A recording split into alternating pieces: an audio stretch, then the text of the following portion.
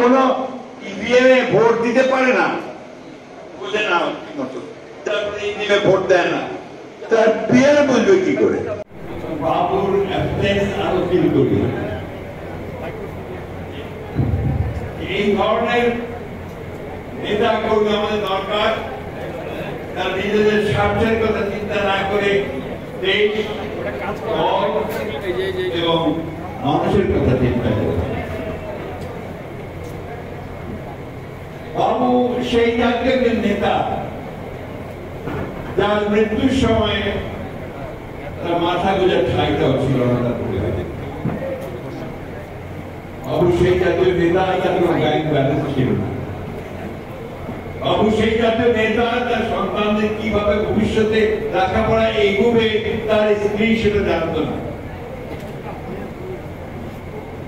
বাস্তব এইসব নেতা, এইসব মানুষদেরকে আমাদের অনেক অনেক বেশি করে মনে রাখা উচিত।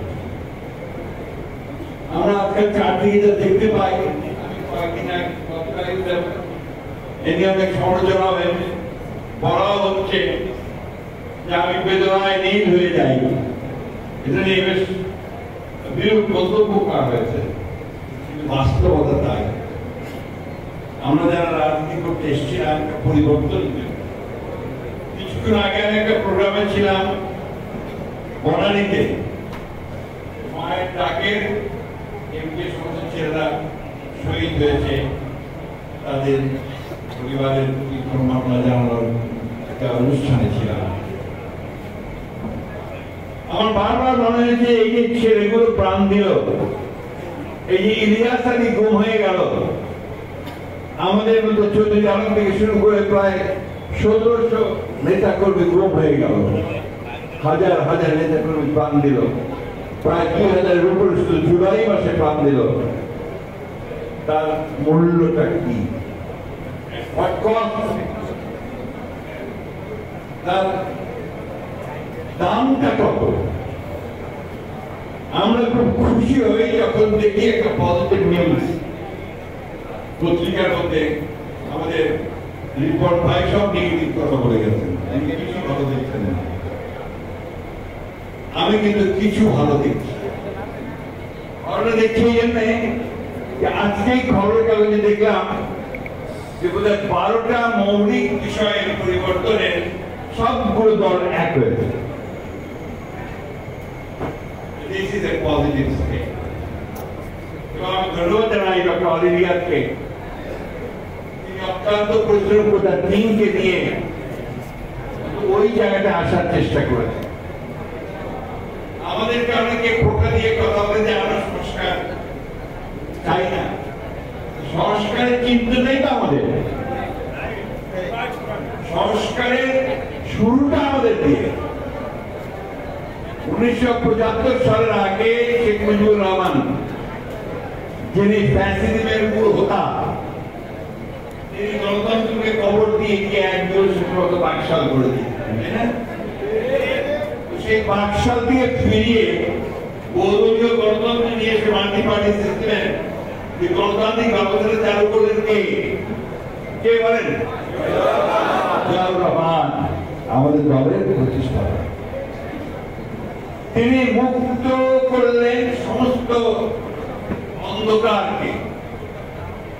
রাজনৈতিক ভাবে এই বহুদলীয় গণতন্ত্র, বাক স্বাধীনতা, সংবাদপত্রের স্বাধীনতা, জিয়াউর রহমান শুরু করলেন নতুন সংস্কারের মধ্যে দিয়ে। এটা ছিল তার রাজনৈতিক সংস্কার। আর অর্থনৈতিক সংস্কার কি ছিল? একটা বদ্ধ ভ্রান্ত সমাজতান্ত্রিক অর্থনৈতিক ধারণা থেকে এটাকে নিয়ে আসলেন মুক্ত বাজার অর্থনীতির ধারণা, এবং সেটা করে ৩-৩.৫ বছরের মধ্যে বাংলাদেশের চেহারা বদলে গেল। যে নিক্সন বলেছেন যে বাংলাদেশ একটা বটমলেস বাস্কেট, সেই আমেরিকা বলল শুধু জুলাই মাসে প্রাণ দিল, তার মূল্যটা কি? তার দামটা কত? আমরা খুব খুশি হই যখন দেখি একটা পজিটিভ নিউজ পত্রিকার মধ্যে। আমাদের রিপোর্ট ভাই সব নেগেটিভ কথা বলে গেছেন, কিছু ভালো দেখছেন না। আমি কিন্তু কিছু ভালো দেখছি। ভালোটা দেখছি এই জন্যে যে আজকেই খবরের কাগজে দেখলাম যে বোধহয় 12টা মৌলিক বিষয়ের পরিবর্তনের সবগুলো দল এক হয়েছে। This is a positive step. এবং ধন্যবাদ জানাই ডক্টর আলী রিয়াজকে, তিনি অত্যন্ত পরিশ্রম করে তার টিমকে নিয়ে ওই জায়গাতে আসার চেষ্টা করেছেন। আমাদেরকে অনেকে খোটা দিয়ে কথা বলে যে আমরা সংস্কার চাই না, সংস্কারের চিন্তা নেই তো আমাদের, সংস্কারের শুরুটা আমাদের দিয়ে।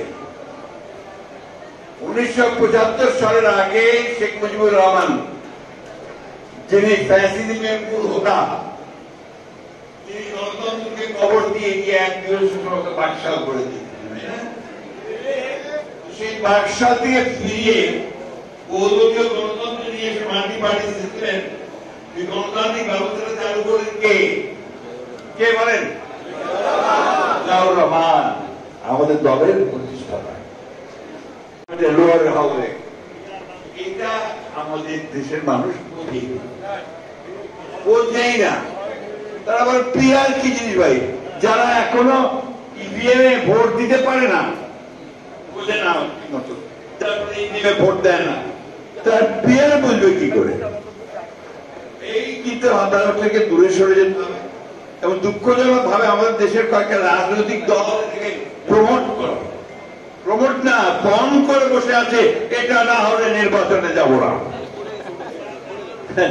এখন কি বলবো বলেন, এই দেশের মানুষ যেটাতে অভ্যস্ত, সেই ভোটের ব্যবস্থা করেন, তার প্রতিনিধিত্বের ব্যবস্থা করেন, তাদের প্রতিনিধিত্ব থাকে, রিপ্রেজেন্টেশন থাকে, সেই পার্লামেন্টের নির্বাচনের ব্যবস্থা করেন, তাহলে সমস্যাগুলো সমাধান হবে না। হবে না বাইরে থেকে এসে বসে বা কাউকে আপনার নতুন নতুন চিন্তা ভাবনা দিয়ে কিন্তু দেশের সমস্যা সমাধান করা যাবে না। আমরা পরিষ্কার করে বলতে চাই, আমরা চাই অবিলম্বে সংস্কারগুলো শেষ করুন, অবিলম্বে এই যে একটা আছে আপনার সনদ ঘোষণা, সেই সনদও ঘোষণা করুন। আর দয়া করে নির্বাচনের যে তারিখটা নির্ধারণ করেছেন, আমাদের ভারপ্রাপ্ত চেয়ারম্যান জনাব তারেক রহমানের সঙ্গে লন্ডনের বৈঠকে বসে যেটাতে জাতীয় অনুপ্রাণিত হয়েছে, আশান্বিত হয়েছে, সেই সময়টাতে নির্বাচন দিন।